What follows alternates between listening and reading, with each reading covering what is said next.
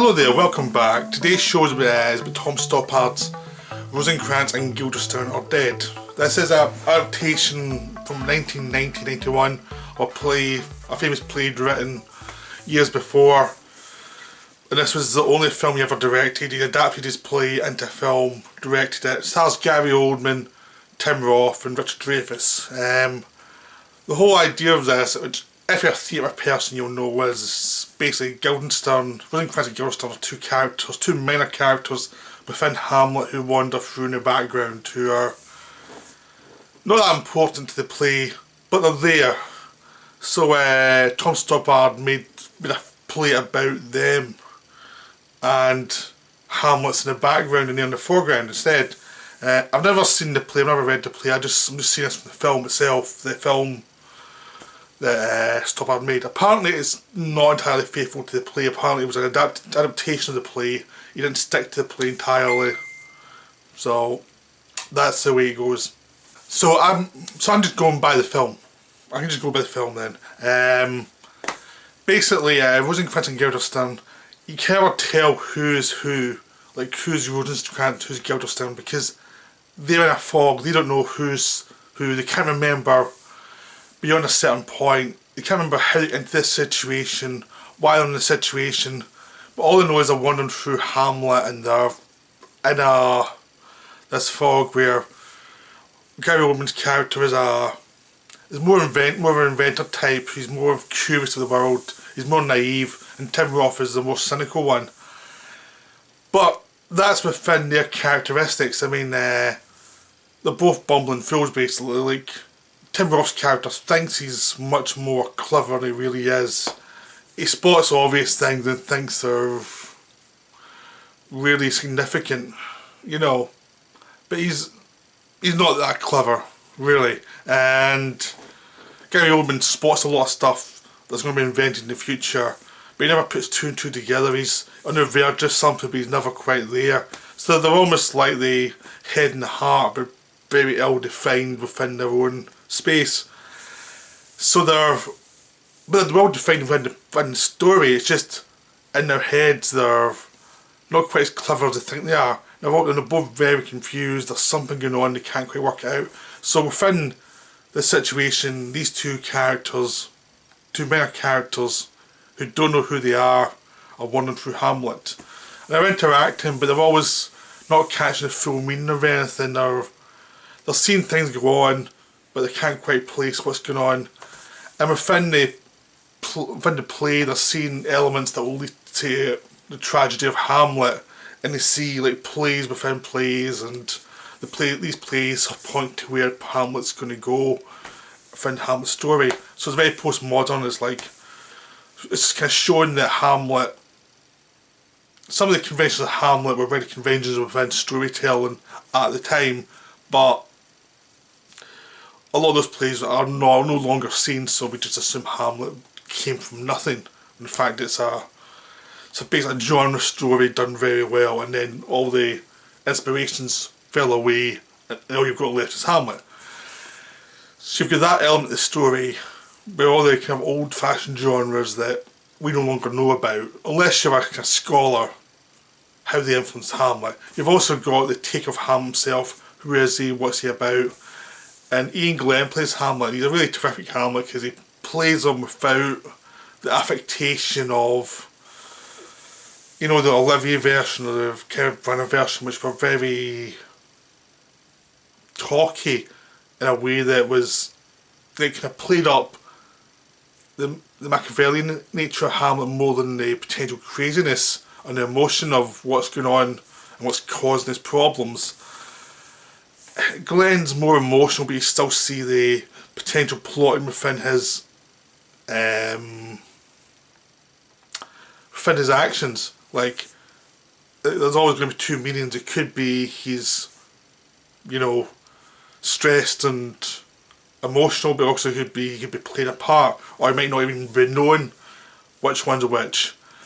Glenn's terrific at this, a lot better than the other two I mentioned, where I always felt like whenever they were being mad, it was obviously they were acting mad, they weren't really mad. The second half always fell away slightly in those adaptations because you never felt their Hamlets were searching for anything. You always just felt that they were going to a certain point in the play, but they weren't curious with things. Glenn shows a lot of curiosity, and he kind of propels a lot of it. So these two figures who are clueless, and Glenn's in the middle, propelling a lot of this, being the kind of emotional core of it, because his Hamlet is very emotional, very clever, but he's also trying to figure out a meaning for himself. You've also got Richard Dreyfuss as the king of the theatre people. He's like almost the postmodern person who's commenting by putting on these plays which comment on the Hamlet conventions, and he's always like one step ahead of the play. He's almost like a satanic figure who's teasing Rosencrantz and Guildenstein, and who's just kind of prodding at them saying, haven't you got this yet? Haven't you figured out what's going on yet? And they never do. They never always clueless. They're always a few steps behind. They always feel like they're ready to figure it out, and they never are. They're always in this. They're always like 3 steps behind, and they're never going to figure it out. And that's what's wonderful about the film. The film is a really wonderful thing. I mean, you've got Gary Oldman playing a sweet character, which is unusual for him at the time. At that time, he was playing a lot of people like the guy in the firm, or he was playing lots of gangsters, Dracula. He was playing a lot of people who were very dubious at the time, and this was him playing a sweet character, so it was very nice to see him do something different, and he really pulls it off. He's just this curious, childlike character, and Tim Roth has a lot of fun playing this kind of guy who's not as clever as he thinks he is, but he's clever enough to get ahead of Gary Oldman's character, but that's not really an achievement. So his area of status is just slightly above an idiot. So maybe he thinks that's really important to him, even though it's not really important to anyone else. No one else respects him at all. So it's a double act. It's always funny. It's always a lot of cool things going on there. It's always like their interactions always play off each other really well. But they just never quite up to the task they're at.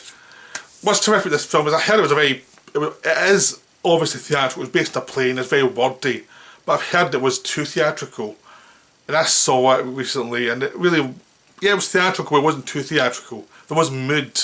There was like Tom Stoppard's not like the most visual director, but he's trying, and he's hired some good people to give it mood, to have fog floating through, to shoot the locations well, to give a sense of pace and a sense of atmosphere. I mean, it's a much more naturalistic version of Hamlet than the Branagh version or the Olivier version. It's much more, it's not that you are there or anything, but it doesn't feel as self-conscious, really, which is good, but it's also, it leaves room for the mood to flow through. I mean, the one kind of director I think it feels influenced by, without being too influenced, is the Richard Lester 70s movies, which had a lot of kind of dark photography and fog and old quarries and stuff like that, and these kind of figures wandering through unsure of themselves. There's a lot of that in here, so it feels very influenced by that, but it's not too influenced. It's not trying to do the slapstick that Richard Lester did. It's like all like that from that period of filmmaking. We'll take a bits of that we like, but then we'll do our own thing with it. So, I mean, there are silly jokes in it, but it's not like it's not as broad as some of the Three Musketeers. So it takes influences, but it's not like trapped. I mean, the opening of it feels very much like the opening of Robin and Marian for me. It's not literally the same plotline or anything, but it just feels very similar. So there are influences by other people, but it's still its own thing. Yeah, I mean, it's one of those ones, it's a shame Stoppard didn't continue in this direction, because obviously there was something interesting to him about filmmaking, but this one didn't do very well, I don't think, and he just never went back, which is a shame, because there was something here. There was something that could have been furthered, but it just was, for the general world, it was too literary, it was too theatrical and literary, it wasn't enough explosions or anything. But it's a nice little film. It's like, you You can see it on Amazon Prime just now in HD, which really shows off all the photography. It's just a really well made film. It's nicely done. It's a nice underrated film. It's a nice surprise if you have a chance to see it. So I would recommend trying to see it. If you like Shakespeare, if you like more old-fashioned humor, like old-fashioned filmmaking and humour, you give it a shot. There's lots of good qualities in this film. And it is very playful. So if you like a playful, like Revenge, a playful 60s, 70s playfulness, you'll have some fun with this one as well. It is very playful in that way.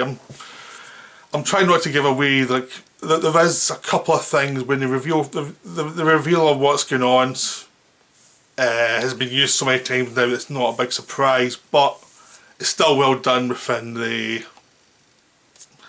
mechanisms of this film.